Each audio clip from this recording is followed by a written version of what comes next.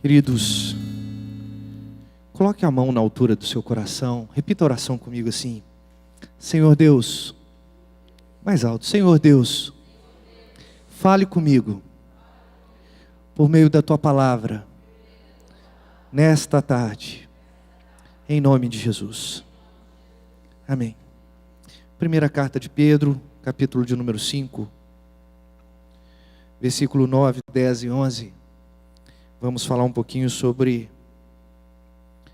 resistindo o inimigo, firmados em Cristo.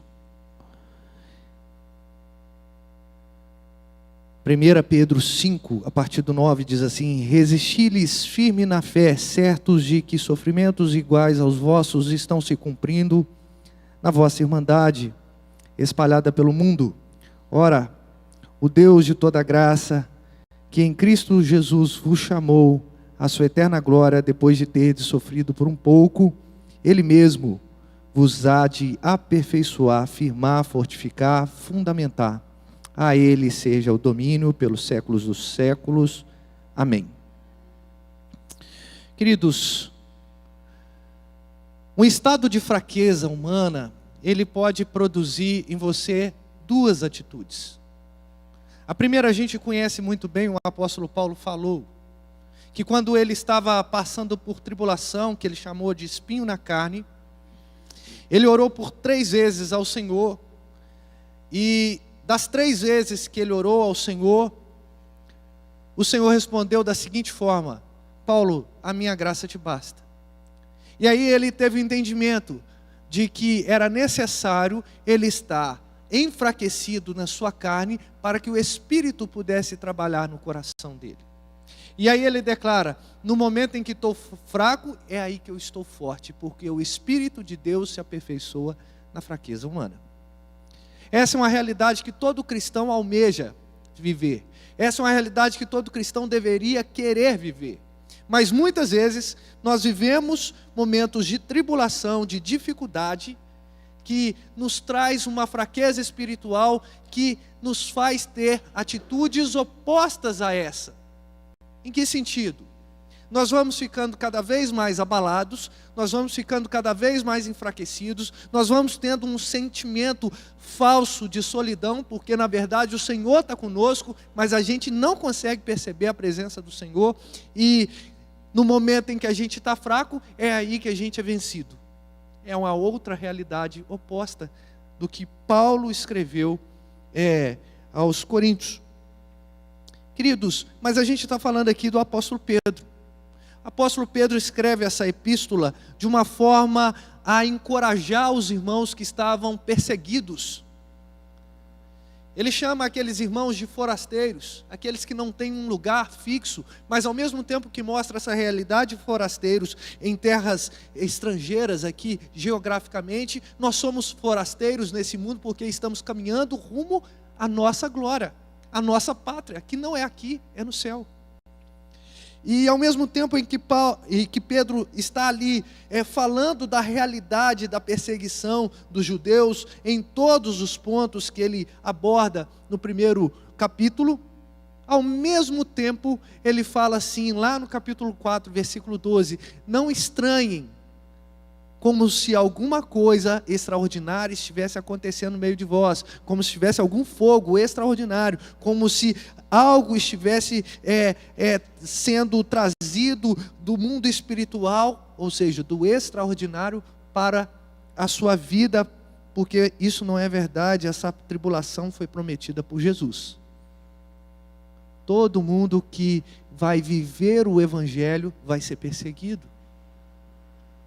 Mas ao mesmo tempo em que o apóstolo Pedro traz essa realidade, ele fala em alto bom som que existe, nesses momentos de tribulação, existe o inimigo da nossa alma, aguardando você estar cada vez mais enfraquecido, longe, cada vez mais não fundamentado em Cristo, para que Ele possa te devorar. Embora eu não tenha lido o versículo de número 8, ele encaixa extremamente bem na nossa prédica, nesse momento de devocional. Ele fala assim: sede sóbrios e vigilantes, O diabo, vosso adversário, anda em derredor como um leão que ruge buscando ou procurando alguém para devorar. E aí que entra a questão do nosso texto. Resisti-lhe firmes na fé. Queridos, quando eu falei de fraqueza, talvez você se identificou, porque talvez você tenha passado por tanta tribulação que está te levando para fraquezas. Mas há a fraqueza, como eu disse, que nos aproxima de Deus, porque no momento que estou fraco é aí que eu estou forte, mas há uma fraqueza que nos deixa vulnerável a Satanás, por exemplo. Só que o apóstolo Pedro aqui, ele traz uma palavra um tanto quanto importante, porque é um imperativo. Resiste, Satanás. Seja firme contra as astutas ciladas desse inimigo. Seja firmes às seduções que ele apresenta. Sede firmes. E às vezes a gente não consegue resistir o inimigo da nossa alma.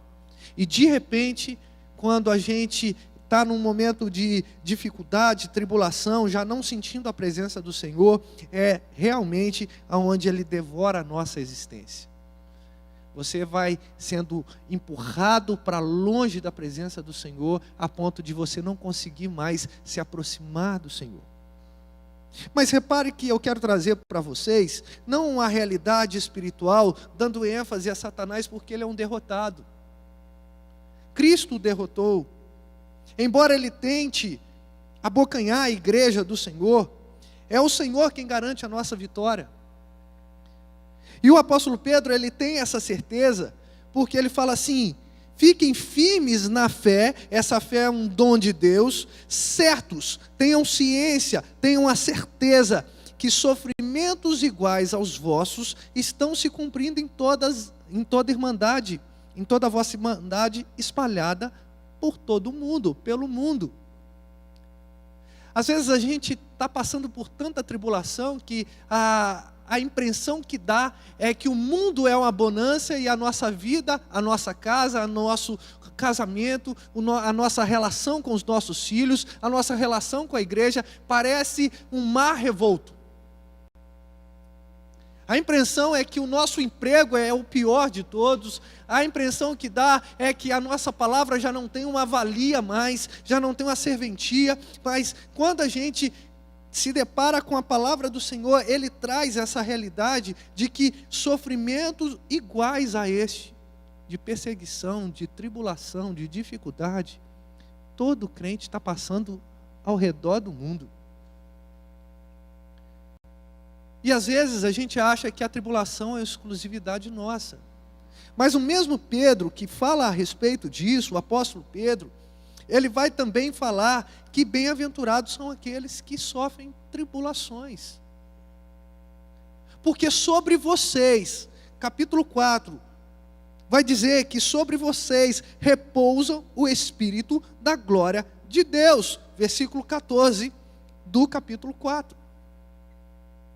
Então, como tratar a fraqueza? Como resistir o inimigo com as suas seduções, com os seus pratos de lentilhas, com aquilo que é agradável aos nossos olhos, com um escape muito fácil, porque o inimigo dá essa sensação, não é? Vai por aqui, é mais rápido, é mais fácil. Abandona, joga a toalha. Faz isso. Não dá ouvidos a gente assim, não, porque gente assim não tem problema, eles estão resolvidos na vida. A sua vida não tem jeito. E aí a gente, de maneira muito imatura na fé, a gente escuta essa voz do nosso inimigo da alma e se esquece que do lado, ou do outro lado do mundo, tem gente vivendo situações semelhantes. Às vezes a atitude é diferente. Às vezes consegue chegar na igreja com um sorriso estampado no rosto, mas o coração está choroso. Tem gente que já não consegue conter as lágrimas e aí se desmancha na presença do Senhor, porque o fardo de fato é muito pesado. Mas estejam certos que o cristianismo que vocês estão vivendo, o apóstolo Pedro dizendo, e esse sofrimento que ele produz, ele está sendo degustado, vivido, está se cumprindo, porque isso é uma determinação do Senhor. Então Deus é um Deus mau? Não, Deus é um Deus que sabe o que Ele coloca sobre os seus ombros. E quando Ele coloca a tribulação sobre a sua vida, ou no meio da sua casa, ou no meio do seu serviço, Ele está querendo te aperfeiçoar. Ele está querendo provar a tua fé. Ele está querendo mostrar que Ele vai te levar às últimas consequências. Mas esse Deus que leva a gente às últimas consequências é o Deus também que refaz a nossa vida e a gente ressurge cada vez mais forte. E quando a gente olha para trás, a gente fala assim: puxa vida, Deus, Ele foi maravilhoso comigo. Ele me livrou de muitas coisas. Esse é o pensamento. E quando Pedro traz essa irmandade espalhada pelo mundo, ele está dizendo assim: fiquem encorajados, porque vocês não estão sozinhos nessa batalha. Você lembra de uma história assim? Elias estava desanimado. E aí o Senhor falou assim: Elias, não fique assim. Tem mais 7.000 que eu não deixei dobrar diante dos ídolos. É uma falsa sensação de solidão. Então a primeira coisa que eu queria que você prestasse atenção nessa tarde, nesse pequeno devocional que a gente vai trazer, é que você precisa resistir o inimigo, porque na verdade ao seu redor está Deus, está os anjos do Senhor. Ao derredor pode estar o inimigo, bramando como um leão, como um dinossauro, como uma besta que emerge do mar, da terra, de qualquer lugar, não importa, porque ao nosso redor está os anjos do Senhor. E eles estão acampados, querendo ou buscando sempre livrar a nossa alma. Não tenham essa sensação de solidão. Outra coisa, repare na constância de Deus. Você pode perguntar assim: mas como Deus me faz forte para resistir? Esse Deus, versículo 10, o Deus de toda graça que aponta diretamente para Jesus. Aquele Deus que prometeu a graça no Antigo Testamento é o mesmo Deus que cumpriu a graça no Novo Testamento, é o mesmo Deus que derramou o Espírito Santo sobre a igreja em Atos dos Apóstolos, e esse Espírito Santo está no nosso coração, esse mesmo Deus, um Deus imutável, que é o mesmo ontem, hoje e será eternamente, o Deus de toda graça, que em Cristo vos chamou, ou seja, esse Cristo que resgatou a nossa vida, através da cruz, a sua eterna glória, depois de terdes sofridos por um pouco, Ele mesmo vos há de aperfeiçoar, firmar, fortificar e fundamentar. Por que isso é tão relevante, queridos irmãos? Isso é relevante porque mostra a constância de Deus. Deus, Ele não se ausenta do seu povo. A presença de Deus é constante. Você pode às vezes estar por conta da sua fraqueza, por conta da sua fé um pouco abalada, sentir mais os perigos do mundo do que a presença de Deus. Mas a verdade é que o Senhor, Ele caminha do seu lado. Quando não, Ele está te carregando nos braços dEle. E isso é importante.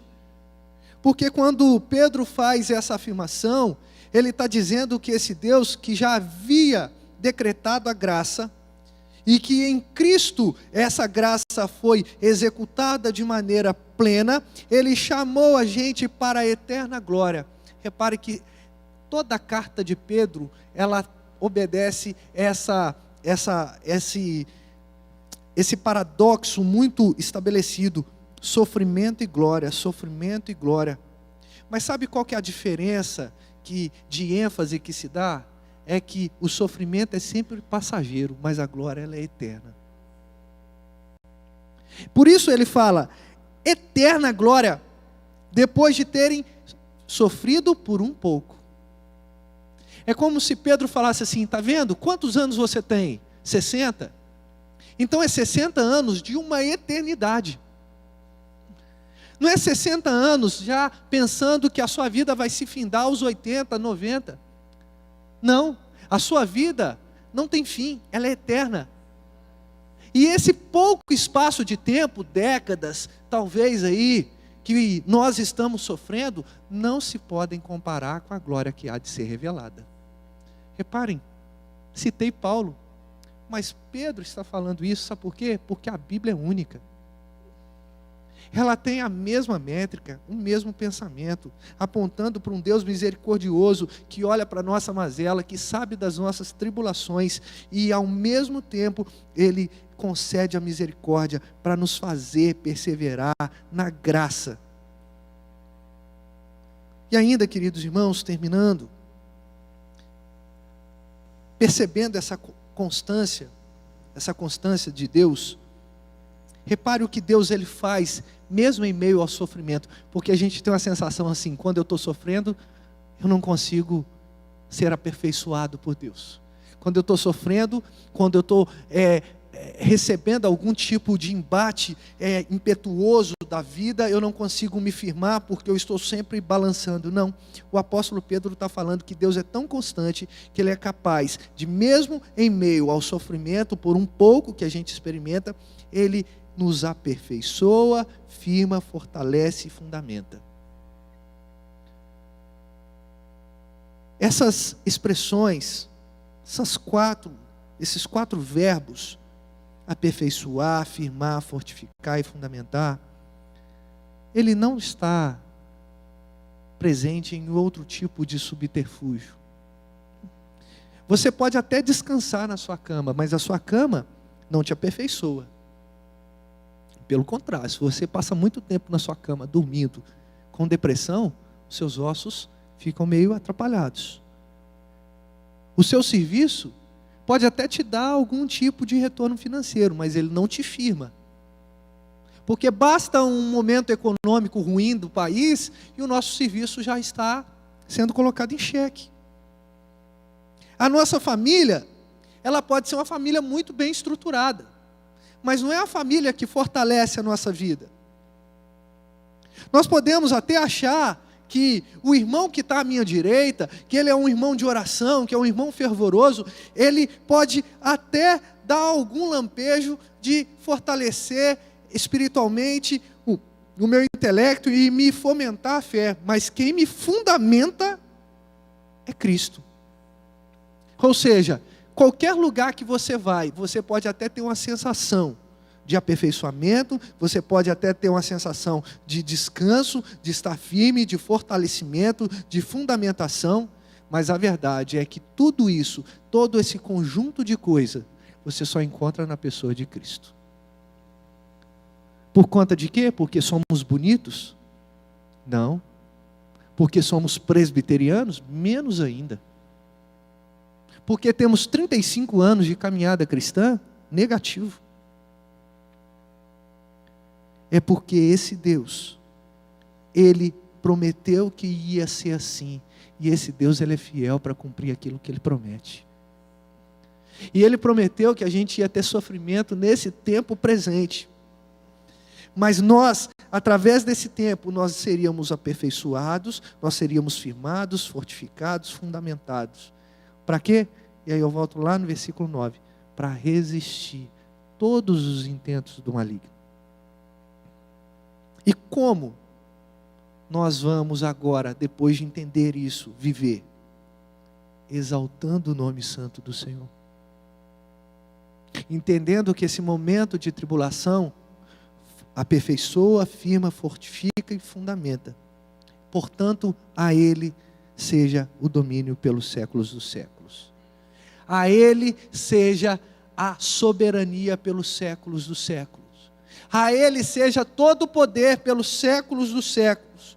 É isso que está falando. Não há nada que escape do domínio do Senhor. A sua vida pode estar tumultuada. A sua vida pode estar passando por um momento muito revolto, como eu já disse. Mas a verdade é que o domínio e o poder pertencem ao Senhor.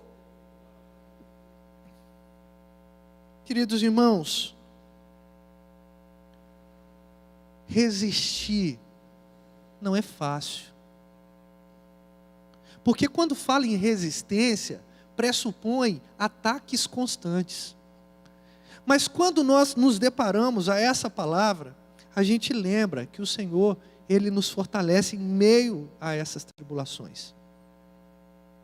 Por isso, eu queria até ter trazido uma palavra aqui, de encorajamento maior para você, falando que todos os seus problemas, no espaço de tempo, ou no instalar de dedos, vai acabar. Mas a verdade é que não vai acabar. Talvez você precise mudar a sua oração. Você precise talvez orar, e talvez eu também, porque isso me inclui. Senhor, o que o Senhor quer de mim nesse momento de tribulação? O que o Senhor quer me aperfeiçoar? Em que o Senhor quer me aperfeiçoar? Em que o Senhor quer me firmar? Em que o Senhor quer me fortalecer? Em que o Senhor quer me fundamentar? Esse é um desafio. E, finalizando, queridos irmãos, aqui, como poderemos ser pequenos cristos se a gente quer uma métrica diferente da de Cristo? Se a gente quer um passo diferente de Cristo? Cristo, Ele veio ao mundo, sofreu como homem, para salvar a gente. E depois de 3 dias, Ele ressuscitou. E depois de um tempo, Ele se assentou à glória de Deus. Sofrimento, glória, sofrimento, glória. E o Senhor, agora, Jesus, tem um domínio pelos séculos dos séculos, ou seja, eternamente. Ele sofreu os 33 anos, agora Ele tem um domínio nos séculos dos séculos, porque Deus deu todo o domínio a Ele. Seria diferente com a gente? A verdade é que não. É que nós estamos cada vez mais em um mundo cruel, e que os ataques virão. Mas o Senhor, no meio disso tudo que está vivendo o seu coração, Ele pode te trazer aperfeiçoamento, firmeza, força e fundamento. E talvez você precise disso. Talvez eu precise disso. Entender melhor a respeito das dificuldades e que eu preciso resistir no dia mau. Vamos orar. Eu sei que você tem vivido dia difícil. Sabe por que eu sei? Porque eu revelo? Não. Porque eu estou vivendo. Não é porque eu estou com o microfone na mão, significa aqui que pastor é imune das coisas. Não. Se você está vivendo, eu também estou vivendo. A mesma crise econômica que atinge a minha vida, atinge a sua, e que atinge a sua, atinge a minha. Eu sei que você está vivendo dificuldades, às vezes na família, porque eu estou vivendo. E aí, queridos irmãos, esse é o momento da gente fazer a oração mais difícil e mais acertada de todas.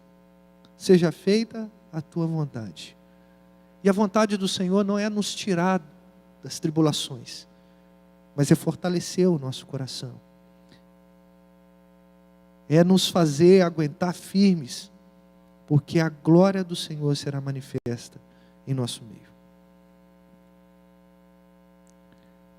Senhor Deus e Pai, nesse momento escutamos a Tua palavra, uma palavra desafiadora, uma palavra, ó Deus, que às vezes vai além da nossa compreensão, uma palavra, ó Deus, de encorajamento, mas de encorajamento sabendo que a gente vai sair daqui e sofrer mais um pouco, mas que isso não desanime a nossa caminhada, porque sabemos, ó Deus, que os nossos irmãos que também confessam o Senhor como Salvador, estão sofrendo igualmente, e ao mesmo tempo nós temos que trazer à nossa memória, que o Senhor um dia buscará cada um de nós para as mansões celestiais.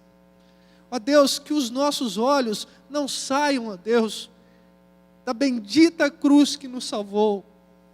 Que ainda que os ventos venham, ainda que os mares se levantem, ainda que inimigos nos cerquem, ó Deus, que nós possamos, ó Deus, olhar firmemente para o autor e consumador da nossa fé. Ó Deus, em nome de Jesus, quantas pessoas chegaram aqui nessa tarde com seus corações destroçados, com notícias ruins, com situações que parecem ser insolúveis.